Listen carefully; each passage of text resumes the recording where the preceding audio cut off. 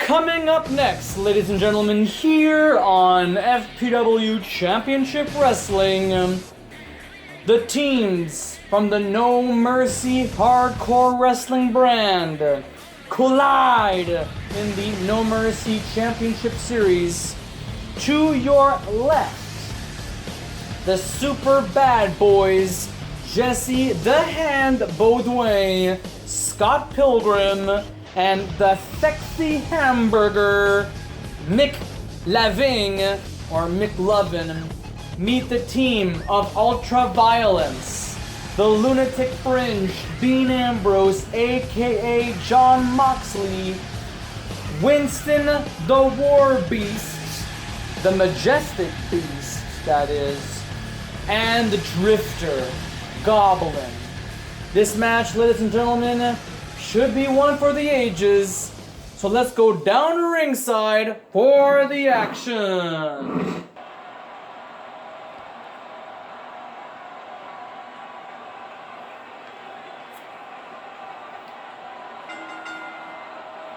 Well, ladies and gentlemen, I apologize for the inconvenience of our theme music. But without further ado, ladies and gentlemen, here they are, the Superbad boys all together again. Hi fans, I am Johnny Baba Ganoush, the host and the voice of Fantasy Pro Wrestling, No Mercy Hardcore Wrestling, and Ladies Championship Wrestling. And with me tonight is the dapper senior correspondent of Fantasy Pro Wrestling, Rick Rocker. How are you today? I'm doing fantastic there, Johnny, and thank you once again for having me as your broadcast partner for this upcoming matchup here. I am pumped up as to what is at stake here in the No Mercy Championship Series. Speaking of which, Dean Ambrose, the Lunatic Fringe, former AEW champion John Moxley. He's got the gold. He's got the No Mercy Championship belt. In fact, he's got more than just that. He's got himself the King of the Cage Championship. And there is no doubt in my mind that Joe Bruiser is watching this matchup tonight. Yes, ladies and gentlemen, for those of you who have just tuned in and are paying attention to this contest, ladies and gentlemen, Joe Bruiser is now a member of No Mercy Hardcore Wrestling and will go for the King of the Cage Championship on Sunday, August 22nd.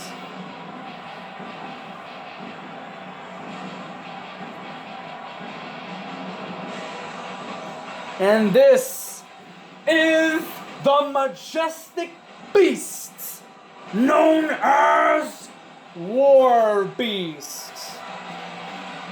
So apparently this man didn't always look this way. Am I right, Johnny?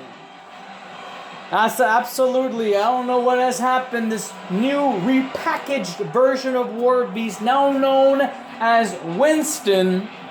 He's revealed his first name. So we know that his name is Winston. And we know that he's a Warbeast. What is his purpose?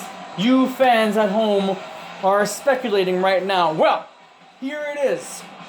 Warbeast lost the ECW Television Championship. And now, according to the management for No Mercy Hardcore Wrestling, it seems to me that the ECW World Heavyweight Champion Kerry Ortega, the Muscle Bomber's son, Muscle Bomber Kerry Ortega, will compete at Alliteration on Sunday, August 22nd, because Warbeast wants to claim the championship title. After all, ECW Championship Gold stays here on No Mercy. So why does Kerry Ortega have the belt? Because at some point, somehow, some way, some fashion, Kerry Ortega happened to have won the title, and now it's on the FPW grounds.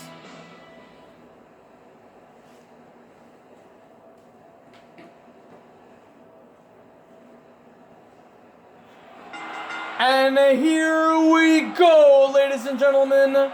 The No Mercy Championship Series' second match commences.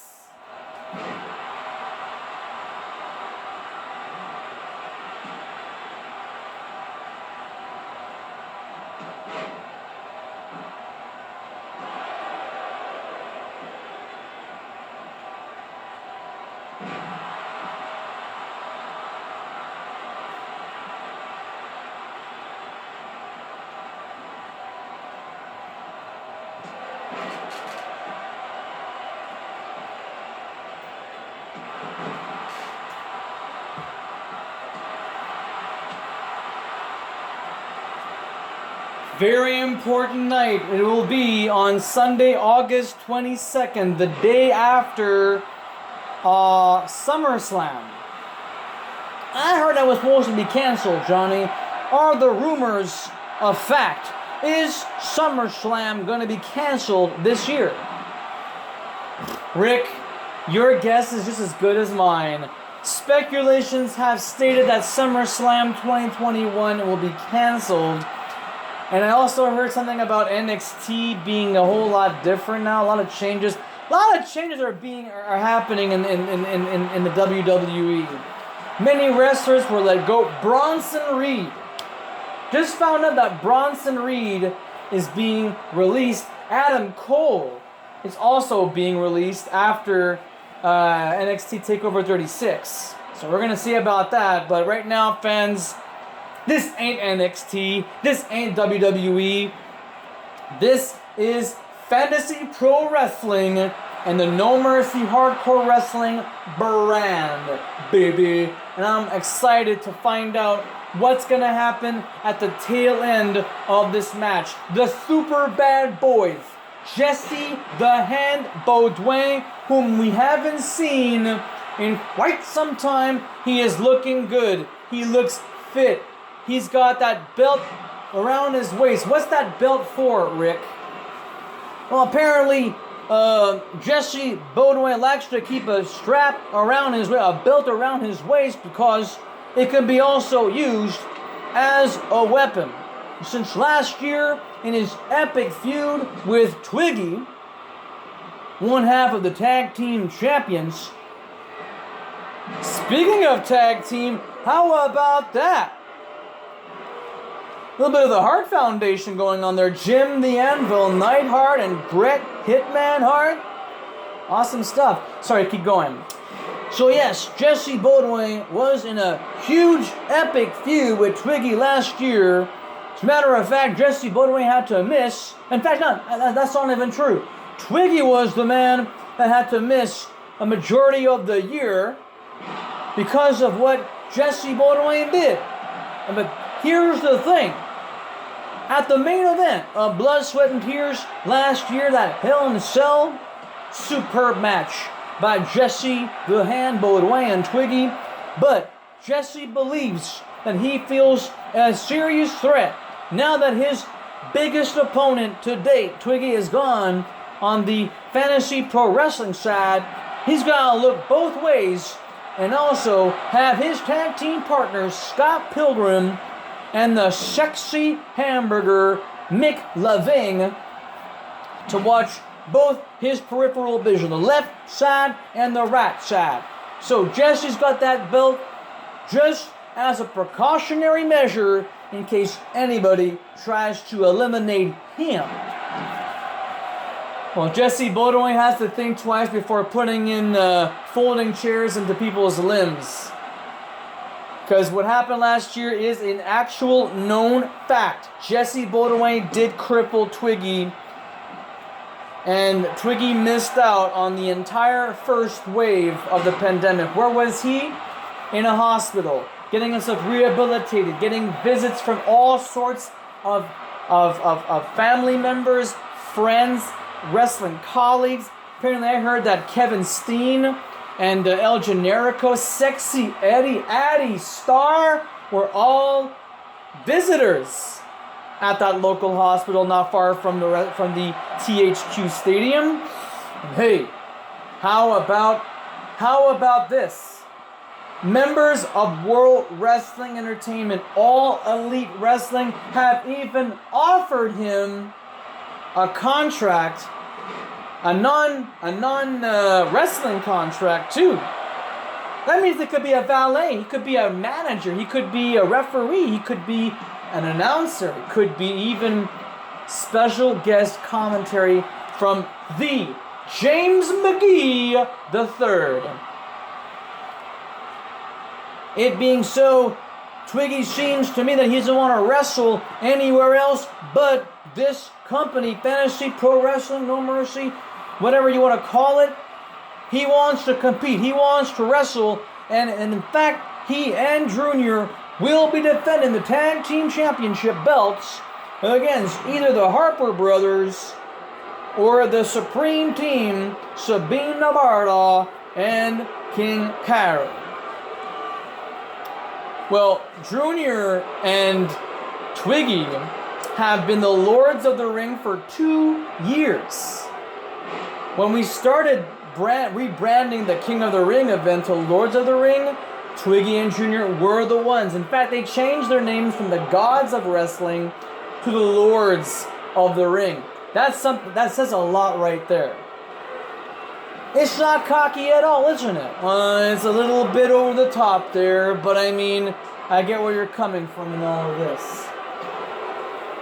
And now Winston the Warbeast, a man who lost the television championship to Jesse Decay. Jesse will also be competing at Obliteration in the Chamber of Death. But it will not be for the No Mercy title. No, it'll be for the #1 contender spot, because even though Jesse was once a double champion, now that he's lost both belts, he got to start all the way at the bottom. And how to start? What a way to start from the very bottom than being a competitor in the Chamber of Death match on 22nd. It's a lot to go through, ladies and gentlemen, in the Chamber of Death, aka the Elimination Chamber. For those of you who are unfamiliar with that concept, ladies and gentlemen, for all the newbies, just watch Elimination Chamber and you'll see for yourself. But, in short, it's a death-defying steel cage match. 4 pods, surrounded by glass, surrounded by steel chains, unforgiving scenarios in this kind of match, because anything goes. Falls count anywhere. You can pin your opponent on steel mesh. You can pin your opponent, make your opponent submit in glass. Because trust me when I say this, you can break the pods. The pods have once been broken. Men have speared their opponents right through. It's a bloodbath, ladies and gentlemen. It's exactly what the Chamber of Death represents. It's utter chaos. And it's happening in just, 1 week from Sunday.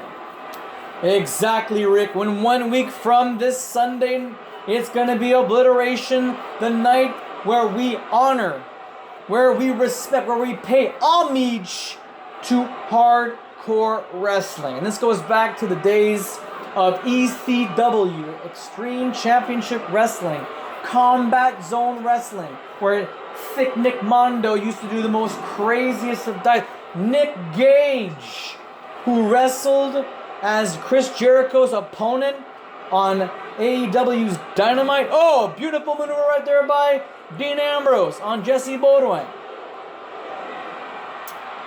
Hold the pickles, hold the lettuce, dirty deeds. Dirty deeds done dirt cheap. But Jesse Beaudoin with the kip pop.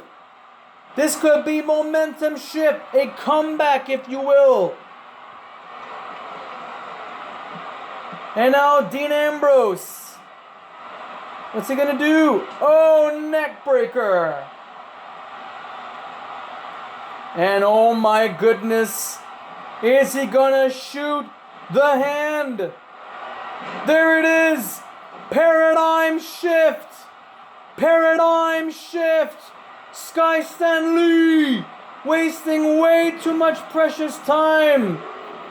Oh my goodness, Beaudoin barely escaped. That was the paradigm shift. And if it's not, then it's dirty deeds. Almost a near fall, 10.5 minutes into this matchup, or 9.5 minutes into this match.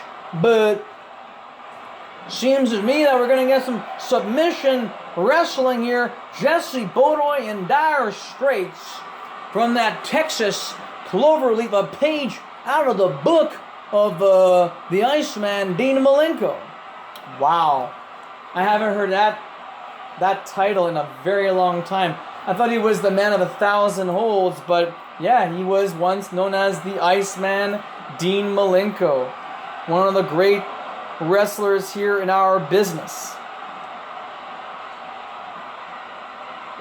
Chamber of Death. 2 Chamber of Death matches happening on the 22nd. One for the No Mercy Championship. Speaking of No Mercy, look at this. Dean Ambrose, the reigning, defending champion. We're going to see him put the belt on the line. In fact, both of his belts will be on the line. King of the Cage Championship and the No Mercy Championship.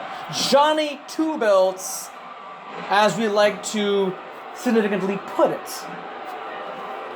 Well, Dean Ambrose has the right to be called Johnny Two Belts because he did earn those titles. One at War of Champions 2 months ago, and then last month at Coastal Clash when he defeated Jesse Decay. It seems to me that Dean Ambrose is a real player, a real competitor. And now we're going to see more tag team wrestling. And look at this. Beautiful clothesline on the champion. Sends him down the ground. Scott Pilgrim now trying to get the advantage here. So far there are no pinfall victories, no submission victories, no points. It is still 0-0 for these two teams.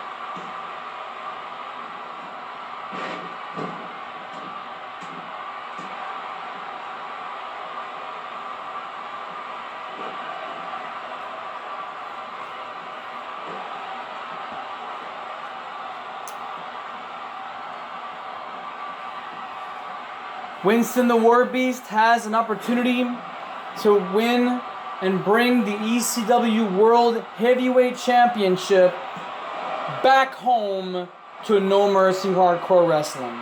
The fact that he's got to meet the Universal Champion, hey, another man with 2 belts, carry 2 belts. And he's technically carrying 2 championships. Am I right, Johnny? No pun intended. Kerry is carrying 2 belts, but who knows what will happen after the 22nd of August. Oh, beautiful modified backbreaker by a very well experienced Jesse Beaudoin. Now tags in Mick Lavigne. Well, if it were up to me, I would say that Kenny Ortega should just surrender the ECW World Heavyweight Championship because he's got no business serving as the ECW's World Heavyweight Champion. How can you say that? I mean, Kenny did a fantastic job even holding that championship, Rick. Well, that might be said. That might be a fact, Johnny, but the fact of the matter is, Kenny Ortega represents fantasy pro wrestling, and more importantly of all, he represents the championship of the universe. Very important championship that cannot be just taken lightly. And now Goblin with another sleeper hold trying to put Scott Pilgrim to bed, but Mick Lavigne saves the day. And I think Goblin has just had enough of this trio of the Superbad boys.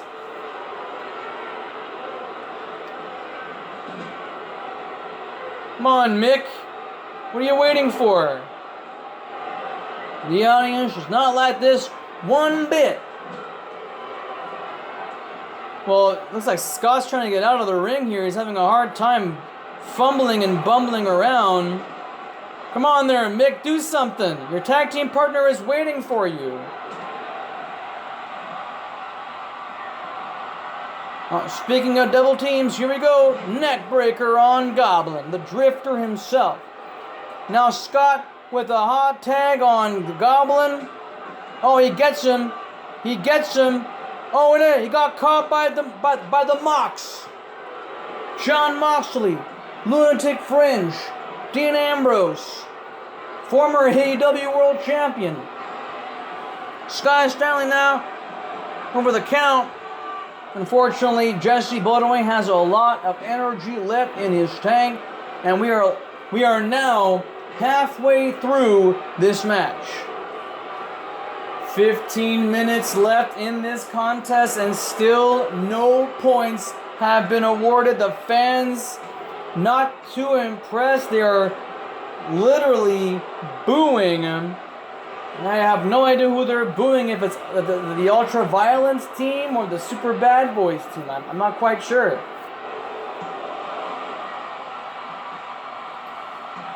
Jesse Beaudoin came very, very close to succumbing to the dirty deeds or the paradigm shift there by Dean Ambrose.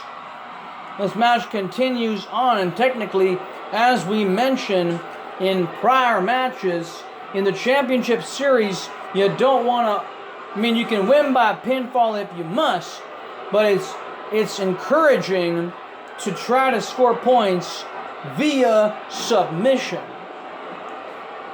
Because if you earn points through submission holds, then you'll earn yourself 5 points instead of the standard 3 points, should you choose to do so by pinfall. Well, either way, Rick, I mean, they still hold something. Pinfall is like you're covering the guy, referee has to count to 3, and if the opponent cannot get up before the count of 3, it's like saying, you know what, he's pretty much done. You know, he's out cold in some sense, or he's unable to escape.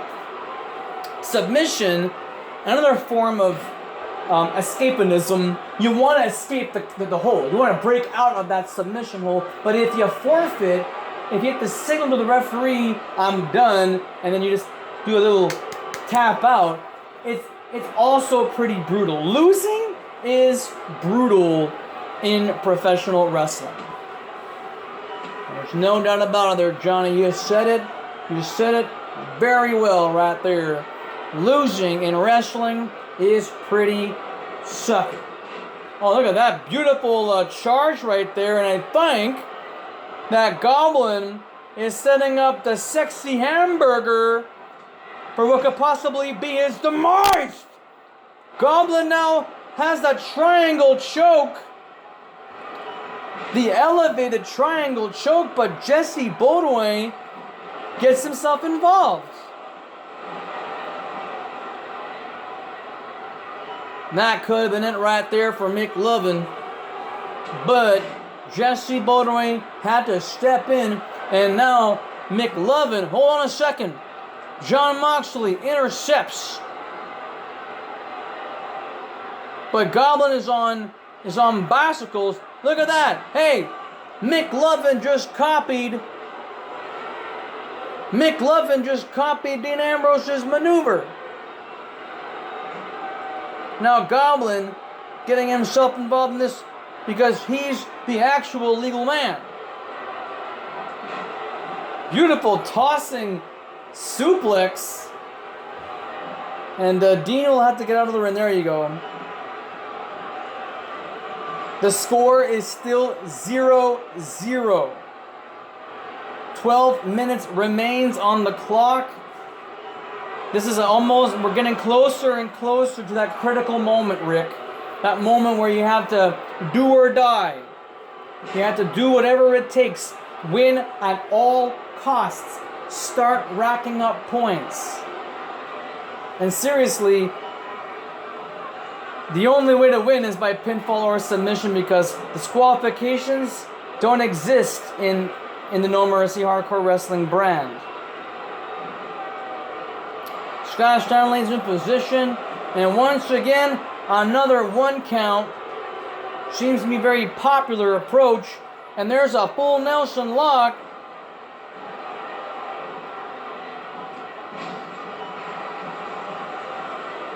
Sky Stanley calls for the bell. Goblin has not earned 1 point, but 5 points for himself.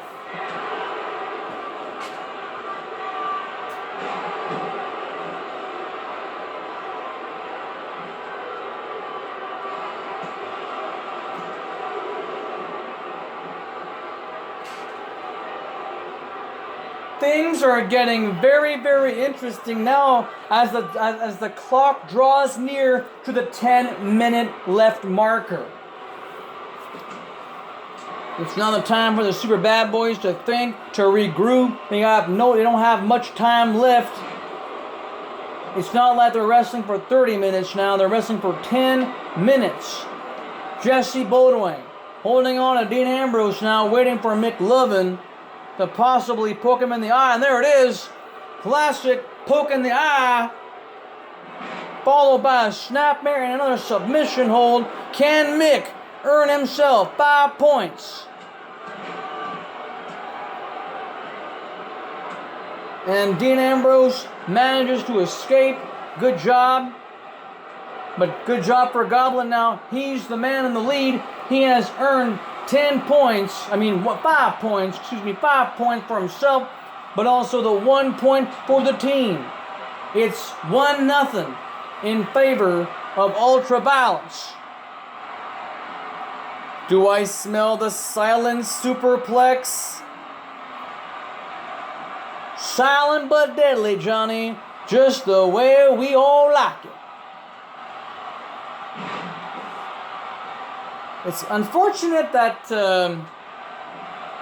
2K Games has glitches. I mean, I was told that the 2K21 game was riddled with glitches. Dean Ambrose now with a momentum shift or a comeback, forearm shot, and now a running bulldog to Mick Lavigne. This could possibly be the biggest moment in Dean Ambrose's life. Here, look at that. Dirty deeds. Done dirt cheap. Going with a cover hooks to the leg. Sky Stanley counts. And yet somehow, some way, Mick Lavigne was able to survive. And here comes a hot tag. Oh my goodness. For a second, I thought I saw a ghost.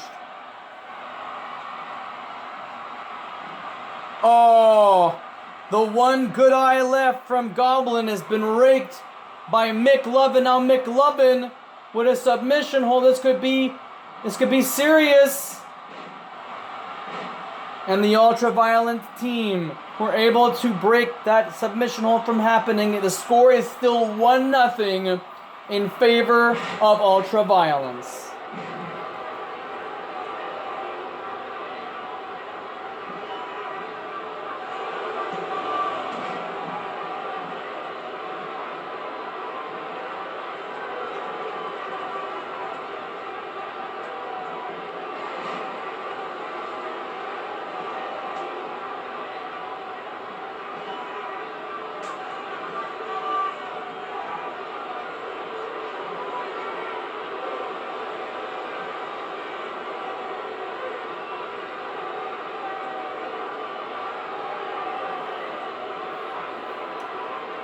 8 minutes left on the clock. Goblin now going for another submission hold.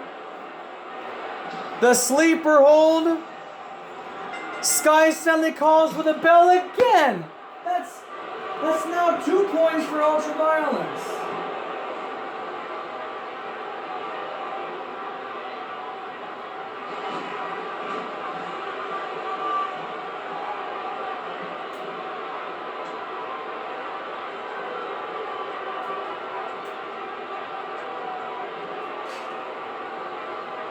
Seven minutes left here for this contest here in the No Mercy Championship Series, match number 2. And the winner of this matchup here meets the Super Squad this fall. Should be interesting to see, should the Superbad boys somehow find a way to prevail and come out unscathed. Well, Goblin is just at work tonight, man. The Drifter has now scored 2 points for Ultraviolence, but 10 points to his name. He is more likely now able to receive an opportunity for the No Mercy Championship should he still continue scoring more points in this match alone. And now Goblin tags in Dean. Jesse Beaudoin has to do... Oh, look at that! Oh! Luthes press with knuckle sandwiches. Mayo, mustard, lettuce, pickles, tomatoes. Oh, beautiful drop kick right there. There's no definition on that. It's just straight up. Foot to face. Half Nelson submission hold, and of course, the teammates of Dean Ambrose comes in and saves the moment, possibly at the last, strangling John Moxley, Dean Ambrose, and is perfectly sanctioned. And there you go, rope break, also sanctioned in these matches. The ropes can be your best friend in the whole wide world, but they can also be your enemy, and that is a flat fact. Tag has been made. I sense a double team. Oh my goodness! Mick Lavigne went airborne from that back body drop. 5.5 minutes remaining on the clock. This is now a critical situation for the Superbad boys. Mick Lavigne was able to hold on, but he didn't hold on for Goblin. Ambrose now. Oh wow! Oh, look at that! That was a good combination of strikes by Mick Lavigne. But Warbeast was able to save the partner. Great teamwork. Now the straight punch right there. Those knuckle sandwiches received, delivered to Mick Lavigne.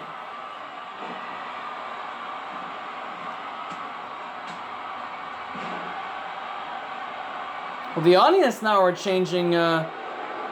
Oh, wait a sec. I think that they're cheering for the Superbad boys this whole entire time. But John Moxley or Dean Ambrose is no villain. In my book, he's not a villain. Here is Goblin. Maybe Goblin's the bad guy. Oh. Huge blow to the chest. Possibly knocking some air out of his system. Mick Lavigne now in somewhat of deep trouble, but I guess he's able to survive. And now a cross armbar submission hold. Not very smart, especially if it's right in front of the teammates. Oh, look at that. Goblin was able to escape, rolling Mick Lavigne out of the way. Look at that beautiful maneuver right there. A cross forearm. A forearm strike. Alright, Goblin now has Mick Lavigne in position, but Scott Pilgrim getting involved somehow. It won't. That doesn't even faze Goblin. I mean, look at the size difference between these men and Goblin. Goblin is a big man, standing about 6 feet something, 249 pounds. Raw muscle. Look at this. Mick Lavigne was suspended 6 feet something in the air, slammed at a velocity rate that I can't even imagine. The pain that these wrestlers endure is something else. Massive choke slam there by Goblin with 3 minutes on the clock. My money right now is on Ultra Violence 2-0. Will there be a third point for Ultra Violence? Can the Superbad boys aim and get at least 1 point to their name?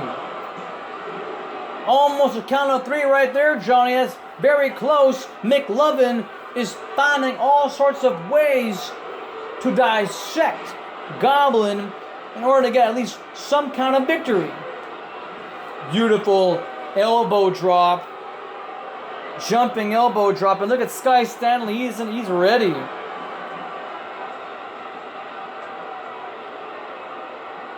There is not much time left in this Championship Series match.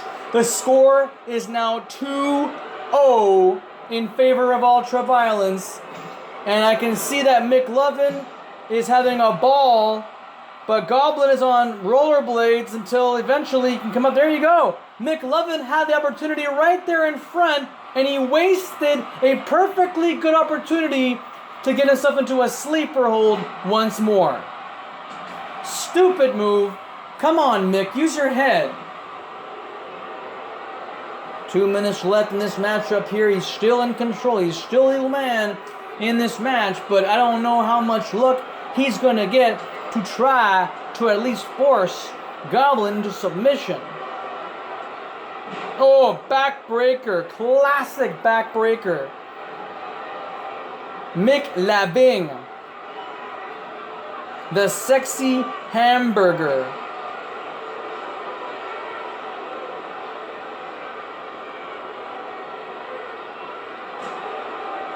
Back elbow.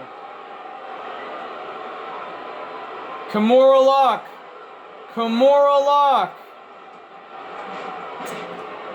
Too bad.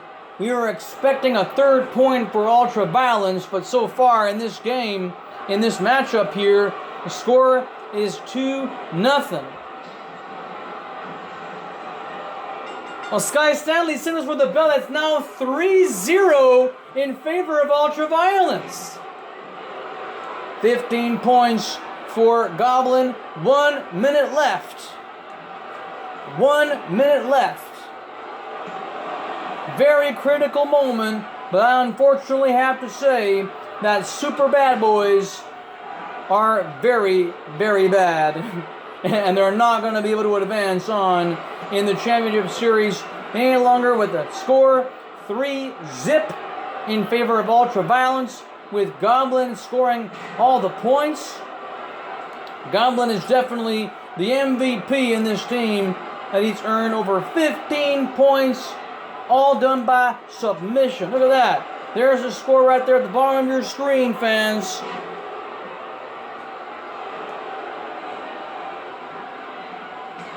Oh, there's the rope break. Good job.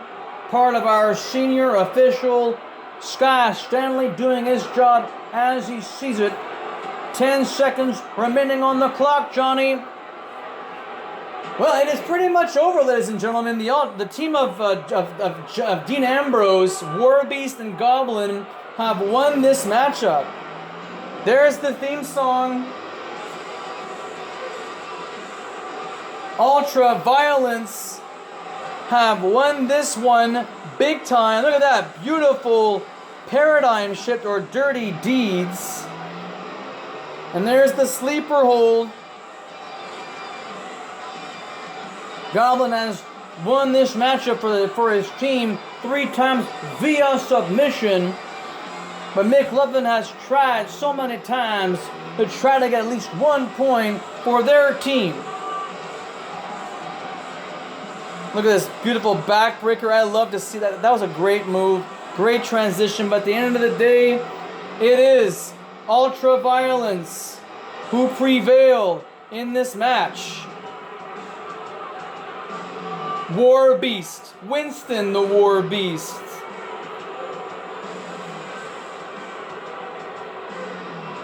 And there you go, fans. There's that little team huddle.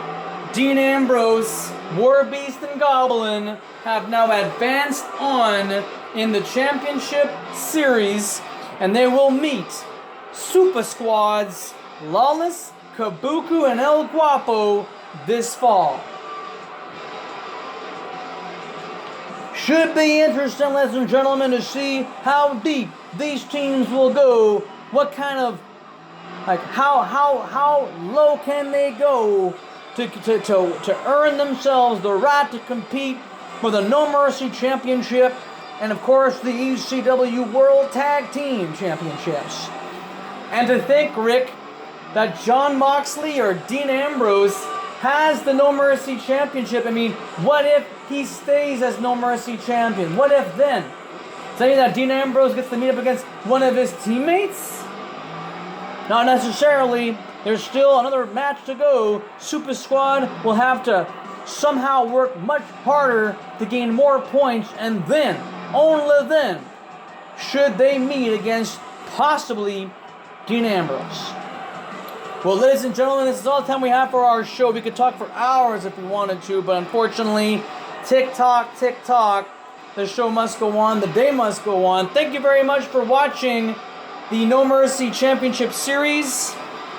And Ultra Violence will now meet the Super Squad team in this fall. And on August 22nd, Dean Ambrose will be defending both King of the Cage Championship against Joe Bruiser, and he will be inside the Chamber of Death against 5 other opponents. Thanks for watching, and we'll see you next time. So long, everybody, and don't forget to subscribe to our YouTube channel, and don't forget to click on the ringy-dingy-dingy notifications to keep up with us here at Fantasy Pro Wrestling.